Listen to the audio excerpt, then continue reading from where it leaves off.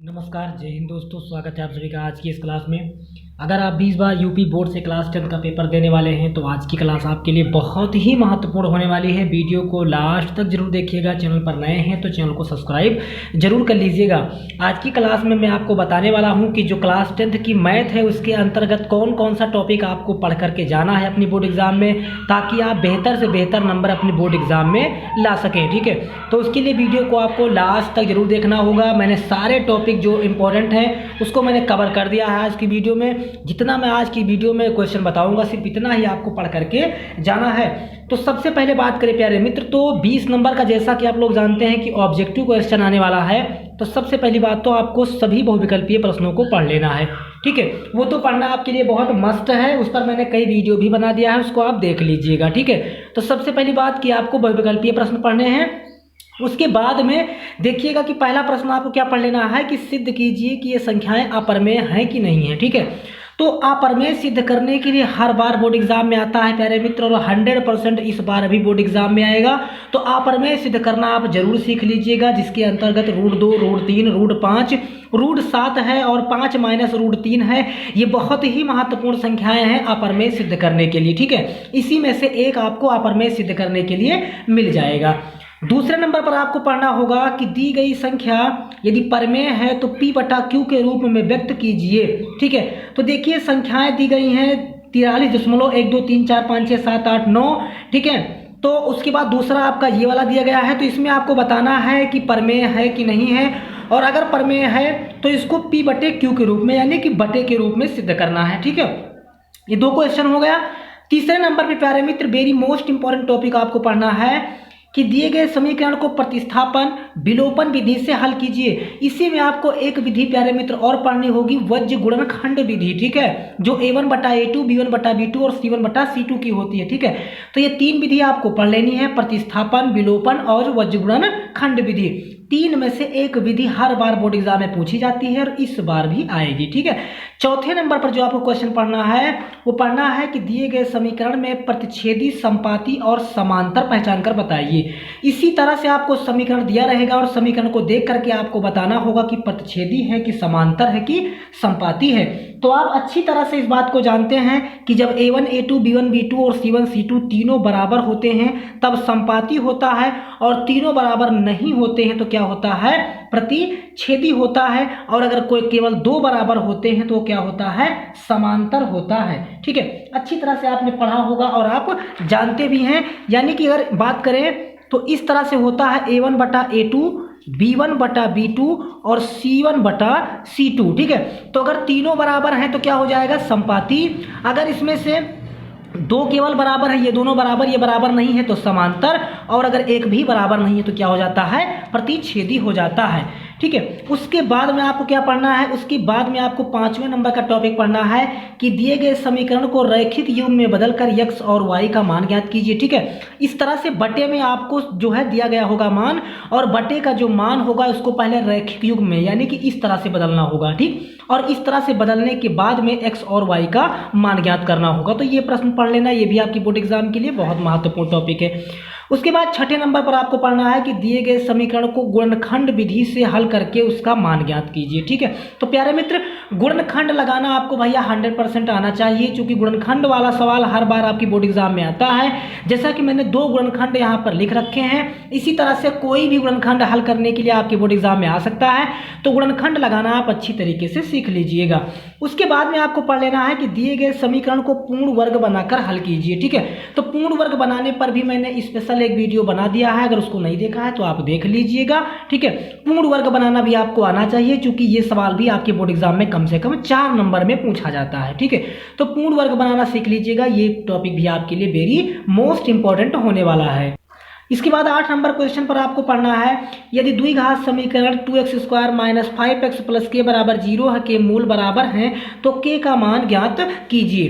तो प्यारे मित्र जो भी k का मान ज्ञात करने का जो क्वेश्चन आएगा उसको आपको लगाना कैसे है कि उसके लिए आप सिर्फ और सिर्फ क्या करेंगे, विविक्तकर का सूत्र यूज कर लेंगे। ठीक है, विविक्तकर का सूत्र आप जानते हैं ना, डी बराबर क्या होता है, बी स्क्वायर माइनस 4ac।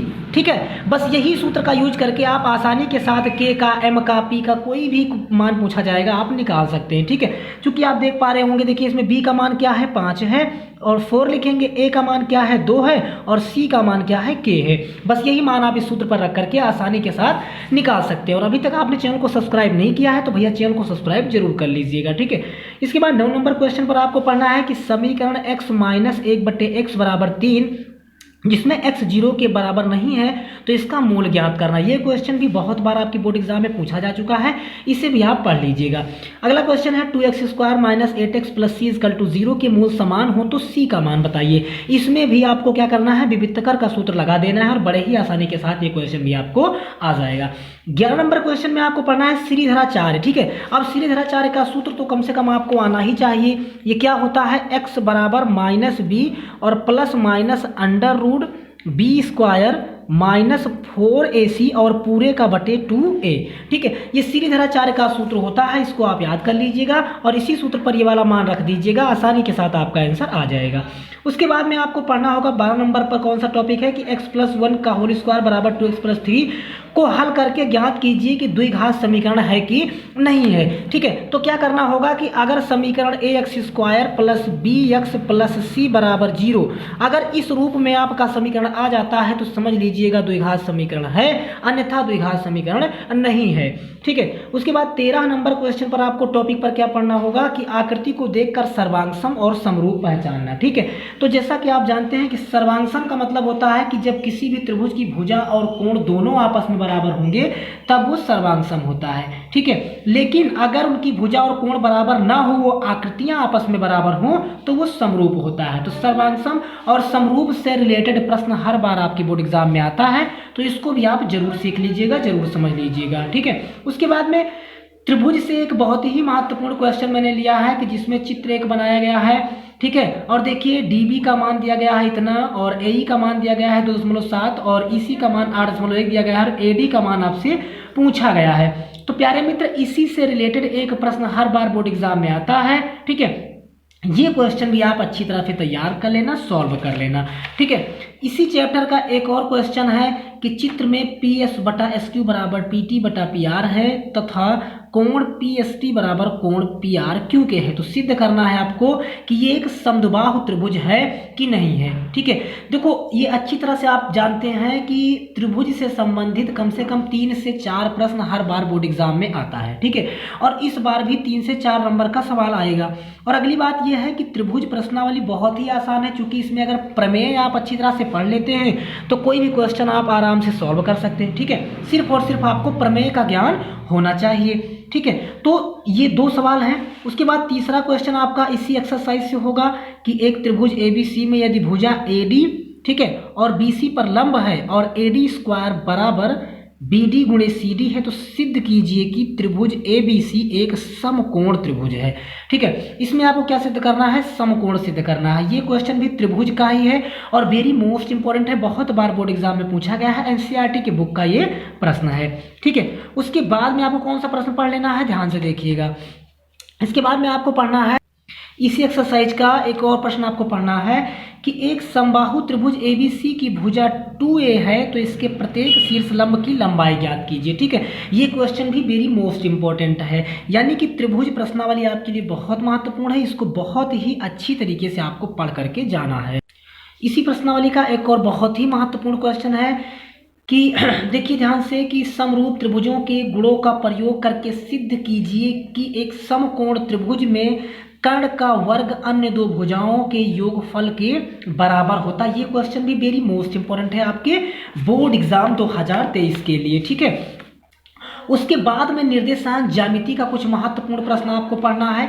ठीक है, जिसमें अगर आप देख पा रहे हैं तो पहला प्रश्न आपका है कि बिंदुओं 5,0 और -12,0 के बीच की दूरी ज्ञात कीजिए। तो आप अच्छी तरह से पढ़े होंगे कि जब 2 बिंदु दिए गए और उनके बीच की दूरी निकालनी हो तो दूरी का सूत्र होता है भैया x2 - x1 का होल स्क्वायर और प्लस y2 माइनस y1 का होल स्क्वायर और पूरे का रूट। ठीक है, ये दूरी निकालने का सूत्र होता है। इसमें ये x1 का मान है, ये y1 है, ये x2 है, ये y2 है। इसी सूत्र पर रख देंगे और बहुत ही आसानी के साथ आपका मान आ जाएगा। ठीक है, उसके बाद में 20 नंबर क्वेश्चन पर आपको फिर से इसी प्रश्नावली से रिलेटेड ये भी प्रश्न है कि x अक्ष पर एक बिंदु जो दो बिंदुओं A और B से समदूरस्थ है, तो इसका क्या ज्ञात करना, निर्देशांक। समदूरस्थ से संबंधित प्रश्न भी हर बार बोर्ड एग्जाम में आता है। ठीक है, और ये 21 नंबर क्वेश्चन आपके लिए बहुत मस्त, बहुत महत्वपूर्ण है कि K का मान ज्ञात करो। यदि बिंदु A का मान इतना, B का मान इतना और C का मान इतना है तो संरेखीय है कि नहीं है। देखिए, अगर संरेखीय है कि नहीं है ये सिद्ध करना हो आपको, तो उसके लिए क्या करना होगा कि AB, BC और AC आपको निकालना होगा। ठीक है, दूरी का सूत्र ही लगा करके एक बार AB का मान लेंगे, एक बार BC लेंगे, एक बार AC लेंगे। अगर तीनों का मान बराबर आ जाता है तब वो समझ लेना संरेखीय है, अन्यथा नहीं है। और यदि इसका मान पूछ लिया जाए तो क्या करोगे, तो उसके लिए आप त्रिभुज का सूत्र लगा देना। निर्देशांक में जो त्रिभुज का सूत्र है उसे आप लगा देंगे और आपका मान आ जाएगा। ठीक है, 22 नंबर क्वेश्चन में आपको फिर से पढ़ना है, उस बिंदु का निर्देशांक ज्ञात कीजिए जो बिंदुओं -1, 7 और 4, -3 को मिलाने वाले रेखाखंड को 1:2 के अनुपात में अंतः विभाजित करने वाले बिंदु के निर्देशांक बताइए। ठीक है, तो इसके निर्देशांक आपको बताने हैं। यह क्वेश्चन भी आपके लिए बहुत महत्वपूर्ण है। और अगर इस तरह से दो मान मतलब दिए गए होंगे और एक अनुपात में दिया गया होगा और इसको अंतः विभाजित करने के लिए कहेगा, तो उसका आप सूत्र पढ़े होंगे कि m1x2 प्लस m2x1 और बटे में m1 प्लस m2। ठीक है, और इसी में दूसरा सूत्र होगा m1y2 प्लस m2y1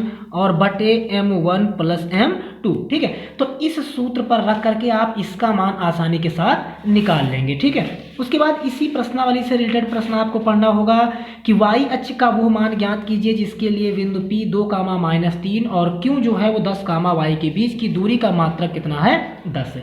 तो इतने क्वेश्चन तो आपको पढ़कर जाने हैं निर्देशांक ज्यामिति से। उसके बाद में आपको क्या पढ़ना है कि त्रिकोणमिति में आपको थीटा की सबसे पहली बात तो सभी मान याद होने चाहिए। sin 0 का, 30 का, 45 का, 60 का, 90 का, यानी प्रत्येक मान आपको याद होना चाहिए किसका, थीटा का। ठीक है, थीटा से संबंधित प्रश्न। उसके बाद में थीटा के त्रिकोणमिति के अंतर्गत कौन कौन से प्रश्न आ सकते हैं, तो सबसे पहली बात तो इस तरह का एक प्रश्न 100% आएगा कि यदि sin a बराबर 4/5 है तो cos a का मान ज्ञात कीजिए। ठीक, इसी तरह से अगर दे दिया जाए आपको यदि cot a बराबर b/a है तो दिखाइए कि b/sec a बराबर a/cos a के बराबर a है। देखिए, इससे संबंधित 100% एक प्रश्न आएगा, मेरी 100% गारंटी है कि आएगा तो आएगा। ठीक, उसके बाद में आपको क्या पढ़ना है, ये प्रश्न भी आपके लिए बहुत महत्वपूर्ण है कि यदि tan a बराबर cot b है तो सिद्ध कीजिए कि a + b बराबर 90। कई बार बोर्ड एग्जाम में पूछा गया है। ठीक है, उसके बाद में सिद्ध करने वाले और कौन से प्रश्न आपको पढ़ने हैं, एक प्रश्न ये वाला पढ़ना है कि 1 + sec a या 5 sec a बराबर sin square a/1 - cos a। ये क्वेश्चन अच्छी तरह से आप रिवीजन कर लीजिएगा और तैयार कर लीजिएगा। ठीक है, उसके बाद में एक क्वेश्चन है tan θ/1 - cot θ plus cot θ/1 - tan θ equal to में 1 + sec θ × cos θ। ये क्वेश्चन भी अच्छी तरह से आप तैयार कर लेना। 100% ये क्वेश्चन भी बहुत बार बोर्ड एग्जाम में पूछा जा चुका है। ठीक है, उसके बाद में त्रिकोणमिति का अनुप्रयोग में आपको पढ़ लेना है अवनमन और उन्नयन कोण से संबंधित और ऊंचाई और दूरी से संबंधित प्रश्न। ये भी आपके बोर्ड एग्जाम के लिए 100% इंपॉर्टेंट है। उसके बाद प्यारे मित्र आपको रचना से संबंधित कौन कौन से क्वेश्चन पढ़ने। देखिए, रचना जो कि आपके बोर्ड एग्जाम में 2 रचनाएं कम से कम आती हैं। ठीक है, यानी कि 6 से 7 नंबर की रचनाएं आती हैं। तो एक तो सबसे महत्वपूर्ण रचना ये वाली है कि एक त्रिभुज ABC बनाइए जिसमें BC बराबर 6 सेंटीमीटर, AB बराबर 5 सेंटीमीटर और कोण ABC बराबर 60 अंश है। फिर एक त्रिभुज की अन्य की रचना कीजिए जिसकी भुजाएं ABC की संगत भुजाओं की 4/3 गुनी है। देखिए, जो बटा में होता है 2/5 गुना या 3/5 गुना, इससे संबंधित रचना करने के लिए हर बार बोर्ड एग्जाम में आता है। एक रचना आपको ये वाली तैयार करनी है कि 5 सेंटीमीटर त्रिज्या के एक वृत्त पर ऐसी 2 स्पर्श रेखाएं खींचिए जो परस्पर यानी आपस में 60 डिग्री कोण पर झुकी हों। ठीक, ये क्वेश्चन भी बोर्ड एग्जाम के लिए बहुत महत्वपूर्ण है, इसे भी अच्छी तरीके से पढ़ लेना। 28 नंबर क्वेश्चन पर पढ़ना है कि 4 सेंटीमीटर, 5 सेंटीमीटर और 6 सेंटीमीटर भुजाओं वाले एक त्रिभुज की रचना कीजिए, फिर इसके समरूप एक अन्य त्रिभुज की रचना कीजिए जिसकी संगत भुजाओं की 2/3 गुनी है। देखिए मेरी गारंटी है कि 3 रचनाएं अगर आप ये वाले तैयार कर लेते हैं तो तीनों में से कोई एक रचना आपकी बोर्ड एग्जाम में 100% मिल जाएगी। इसके अलावा कुछ और पढ़ने के पीछे अपना समय आप बर्बाद मत कीजिएगा, ठीक। फिर 29 नंबर टॉपिक पर आपको क्या पढ़ना है कि वृत्त की परिधि पढ़ लेना है जो कि होती है क्या 2πr, ठीक है। उसके बाद में त्रिज्यखंड का क्षेत्रफल पढ़ लेना है। देखिए परिधि का सूत्र हो जाएगा θ/360 गुणे 2πr, त्रिज्यखंड का सूत्र हो जाएगा θ/360 गुणे πr², और वृत्त का क्षेत्रफल क्या हो जाएगा πr²। तो इससे संबंधित जितने भी प्रश्न आपकी बुक में हैं, आपके कॉन्टेंट में हैं, ये सारे क्वेश्चन आप पढ़ लेना, ठीक। 30 नंबर टॉपिक पर आपको घन, घनाभ, गोला, शंकु और वृत्त का आयतन और इसका क्षेत्रफल, ये क्वेश्चन पढ़ना बहुत मस्त है। 7 से 8 नंबर में इससे संबंधित, इससे रिलेटेड प्रश्न आता है, ठीक। तो इन सभी के आप सबसे पहली बात तो सूत्र याद कर लेना और इनसे संबंधित क्वेश्चन को तैयार कर लेना। उसके बाद में आपको समांतर माध्य निकालना आना चाहिए जिसका सूत्र होता है सिग्मा FI XI बटे सिग्मा FI, ठीक है। उसके बाद आपको माध्यिका निकालना आना चाहिए L + n/2 - C/F × H, ठीक। ये माध्य हो गया, माध्यिका हो गया।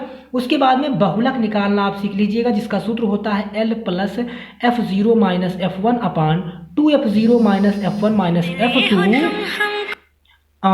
F2 × H, ठीक है। तो ये क्वेश्चन भी आपकी बोर्ड एग्जाम के लिए बहुत ही मस्त होने वाला है, ठीक है। तो माध्य, माध्यिका, बहुलक निकालने का यह सूत्र है, इसे आप अच्छी तरीके से तैयार कर लेना। जितना टॉपिक मैंने बताया है इतना अगर आप तैयार कर लेते हैं तो 100% आपका पेपर बहुत ही बेहतर होगा और बहुत अच्छे नंबरों से आप अपने बोर्ड एग्जाम में पास हो जाएंगे, ठीक है। तो जानकारी आपको कैसी लगी कमेंट करके हमें जरूर बताइएगा। चैनल पर नए हैं तो चैनल को सब्सक्राइब कर लीजिएगा ताकि मेरे आने वाली हर क्लास नोटिफिकेशन सबसे पहले आप तक पहुँचती रहे। पढ़ते रहिए, मस्त रहिए, व्यस्त रहिए।